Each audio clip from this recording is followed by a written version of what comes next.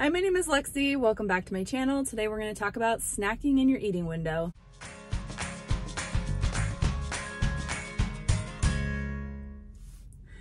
All right, so I feel like snacking is one of those things that is a hard thing for a lot of people.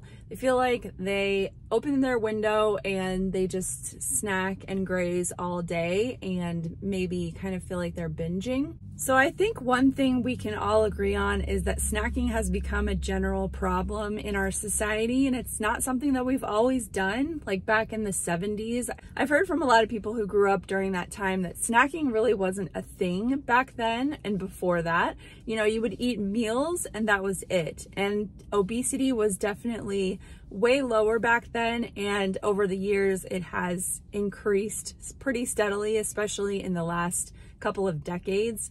And I think snacking has a lot to do with that. I don't think it's just snacking though. I think it has a lot to do with, you know, more processed foods, and there's a lot of factors. It's not just snacking. But that's one of the things. So you guys know that I love listening to the Fasting Method podcast, and they talk about this a lot. They refer to time restricted eating as eating only meals. So, you know, if you were to have a 6-hour window in that time, you may eat 2 meals in that time. If you had an 8-hour window, maybe you would eat 3 meals in that time. And they're pretty big proponents of this. And the reason why is because every time you eat, you're going to spike your insulin. And so if you are eating all day long, you're going to spike your insulin every single time that you eat. Therefore, you're going to have all of these insulin spikes throughout the entire day. And that can really take a toll on your health. And so especially with Dr. Fung and his team, they work on bringing insulin down. That's like their primary motivator because, you know, they're working with people with type 2 diabetes who are very, very ill, who have lots of health complications on the horizon. And so their objective and their goal is to get insulin down for, you know, to steady it during the day, but also just to reduce those insulin spikes. And so every time you snack, you are spiking insulin. And so that is something just to be aware of. There are benefits to the fasting window itself and just making sure that you're compressing your eating within a certain time. However, if you have an 8-hour window and you are eating that entire time, you're probably not gaining nearly as much benefit as you would if you were to compress your eating occurrences during that time. And like, I get this question a lot, like, how many meals do you eat on your eating day? And it really depends. And I'm just gonna say that I have done some experimentation with TRE, as they would call it, or just eating meals and no snacks.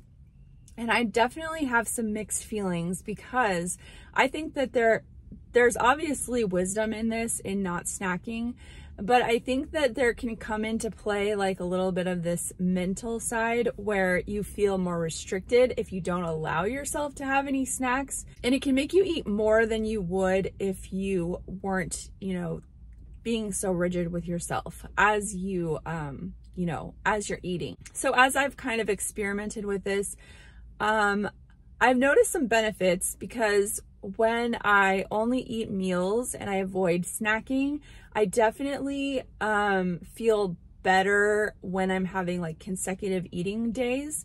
So like if I'm having a 4-day stint of eating 4 days in a row or longer, if I only eat meals, I'm gonna feel a lot better. Whereas if I'm grazing throughout the day and I'm having back-to-back eating days, I tend to feel sick pretty easily. And so I kind of overeat and get overfilled, and I end up feeling nauseous at the end of the day.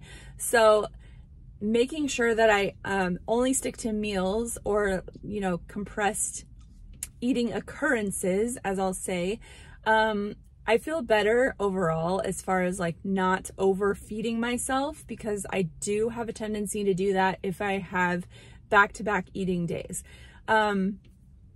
But I find less benefit for this on a day after a full fast. And so The reason I think that is because when I fast a whole day, when I have like a 40-hour fast, my appetite is really in control anyway. And so I pretty much feel like I naturally eat as much as I should and kind of don't snack a whole lot. But when I do snack, I will say this, I think that it is important to snack smart. So I just wanted to mention again, this book, Glucose Revolution, this is by Jessie Inchauspy.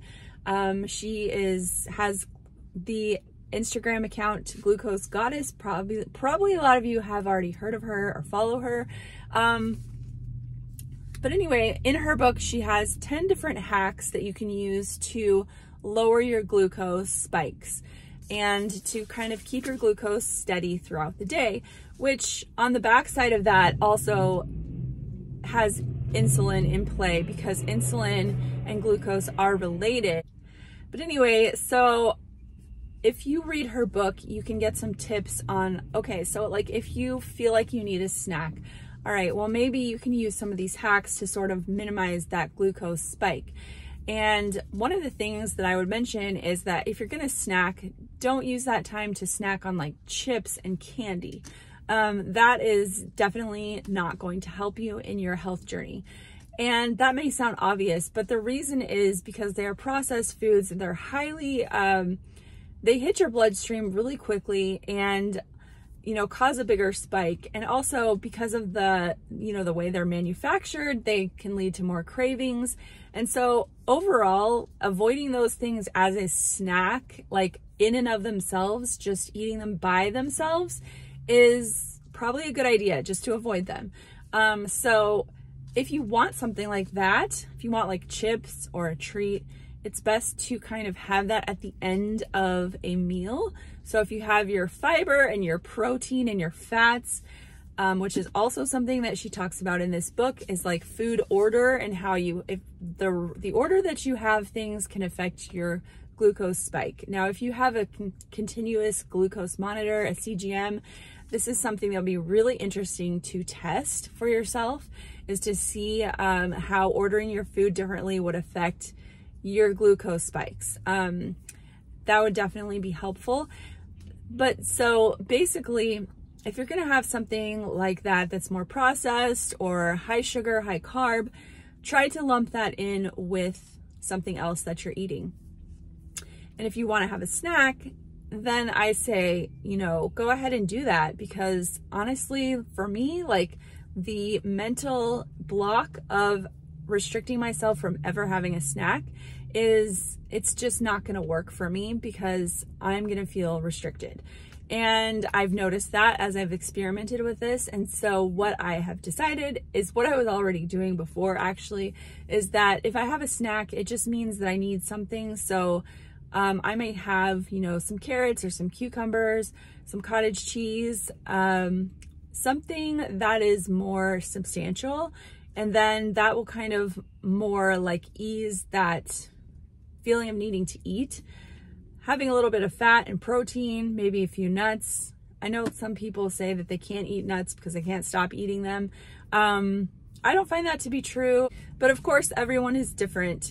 So my personal take on this is just to say that yes, snacking should be sort of avoided in excess, but not completely restricted, because I think that that's a little bit too harsh. And I also feel like once your sort of hormones, your appetite and your satiety hormones get into balance, then you really have an easier time of not snacking, because you're not on this blood sugar roller coaster, and you're not always, you know, spiking and crashing, which is what causes all of those cravings.